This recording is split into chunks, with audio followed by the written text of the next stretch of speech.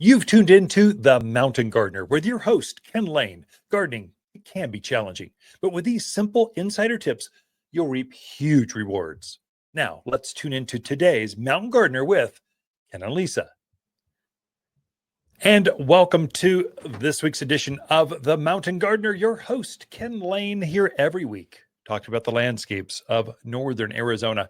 We are in the thick of it. Things are growing really fast right now. My tomatoes have doubled, maybe tripled in size. I had to cage it. In fact, I think I'm going to stake them this weekend before they get so full. I can't even get a stake in between the cage kind of stuff. They're going to be big boys. So tomatoes, they come in two types of tomatoes: determinate and indeterminate. So indeterminate are the really big ones. They're indeterminate how big they're going to get. They're going to get as big as you and I. They get, and you need a cage and a system to really hold it together. In fact, not even just a round cage. I mean, they make square ones, more sturdy, bigger, fuller. I didn't have that years ago when I started my tomatoes. So I still have my round, kind of not good enough cage. So I put a big old stake in the middle of it. I just tie it on as it gets into the season. It works. Eventually I own one of the largest garden centers in the state. I can't afford, I should just invest in a better cage. Oh my gosh. But it's that frugal farmer in me. I just can't, not right now. So anyway, I'm preparing. They're growing fast. I don't have fruit forming yet. They're starting to show some flowers. So, but in a month, I'll start to see fruits on them. So this is when they're growing really well. You want to take advantage of now. Push them, fertilize them like crazy, juice them, get them growing. I'm hitting mine with Flower Power. It's a water-soluble food once a week. Now that's twice as often as I recommend, but the growing season you can take advantage of it right now. As soon as we start to reach in the 90s, plants start to shut down. They kind of grow in the morning and then they kind of go, oh, it's kind of hot. I think I'll just wait here till it cools off. And then it cools off. They start to grow a little bit at the end of the day. And then it gets so cold at night, or we get a monsoon rain where it gets chilly and then they shut down again. So this is kind of a sweet spot right now. Now through, I don't know, middle of June or so, the next 3 to 4 weeks, this is the golden time for gardens, flowers, vegetables, herbs. Really juice them, get them growing. Because when June hits through until the monsoons hit, so middle of June to the middle of July, somewhere in there, the rains start to come. They stop growing. They just sit there and they look at you. They might set some fruits, but they're not growing as fast. It's because of temperature. It's because of nighttime and the heat during the day and nighttime temperatures. You're just in the perfect spot. My Calibrachoa or Million Bells petunias and my petunias and my pansies and my geraniums. The flowers are doing the same thing. They're growing like crazy. It's beautiful. And I'm hitting them a little more often right now because you can kind of coax them into blooming more, growing faster.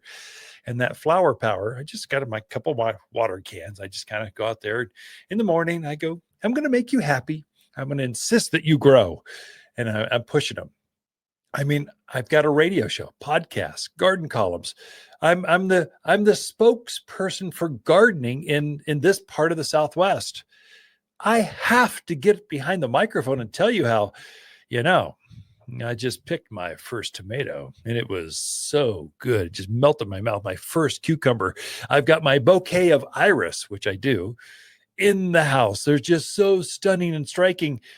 I need to brag about it just a few days before you do. So it's like there's some bragging rights with gardeners. We like to compare and share our successes.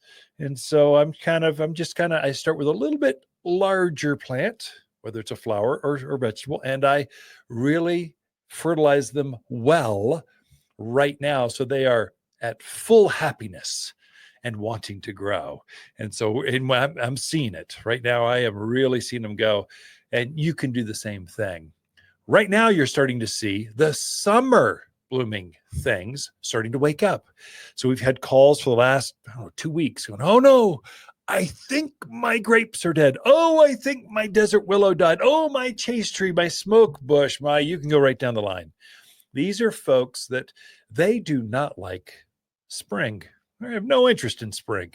They're going to wait till when it's cold out. If there's even a risk that it might be frosty, they're going to stay there asleep until it's warm enough. And it's kind of soil warmth related.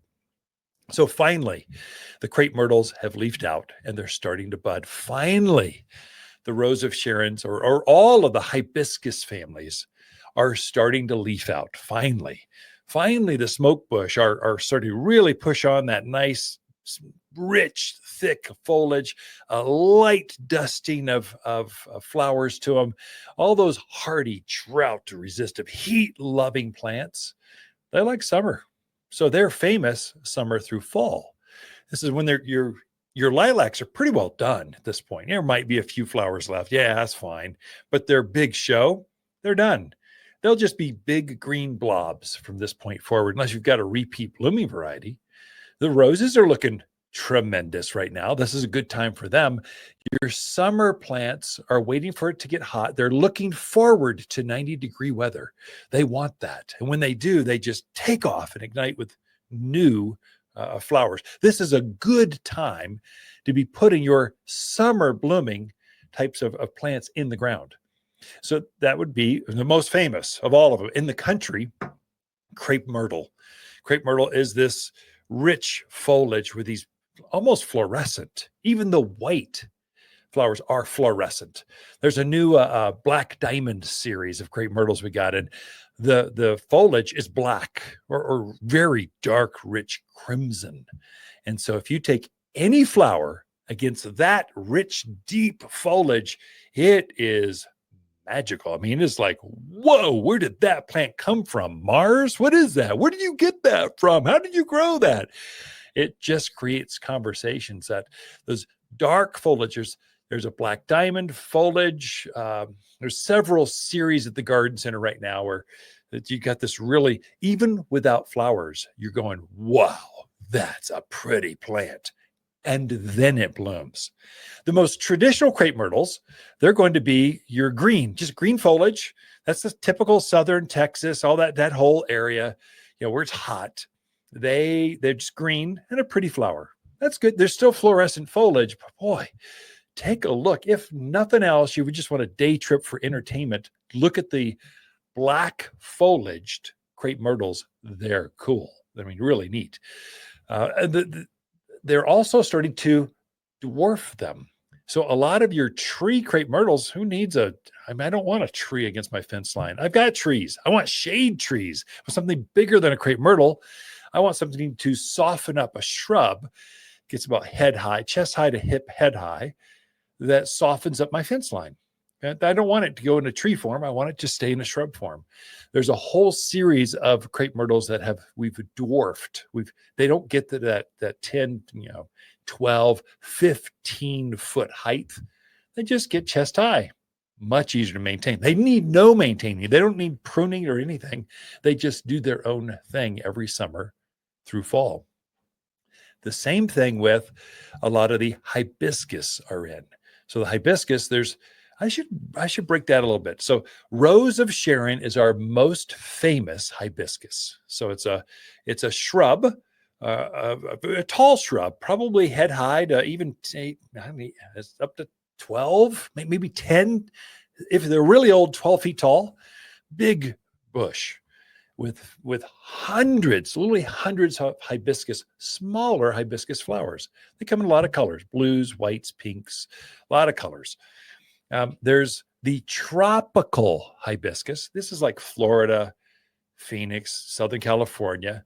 They're the ones with the flowers that are as big as your hand. They're bright colors. Those also grow here, but typically we'll treat them like citrus or some of the others. We'll grow them in a container, have them out there on the patio or the deck and then we'll bring them indoors. They're tropical. That is, they don't like to be below 50 degrees. You got to protect them, but there is nothing like a tropical hibiscus. They're like, whoa, that's pretty cool. But if there's an easy way to transition them indoors and just enjoy them. So there's perennial varieties. They'll winter over for us. And then there's also tropical varieties where you need to protect them or bring them indoors for the winter. And you'll find both of them at garden centers right now. So just know where to ask if you need help figuring out which one is which. There's nothing like tomatoes picked fresh from your garden. Water's Mountain Tomato Collection are varieties proven to produce and thrive. Heirlooms, beefsteaks, cherries, naturally grown for local success. Completely organic, never genetically altered, and utterly delicious. They're ready for your garden now. You can grow your own this spring, and we can help. Waters Garden Center, 1815 Iron Springs Road in Prescott. Shop Waters in-store or online at watersgardencenter.com.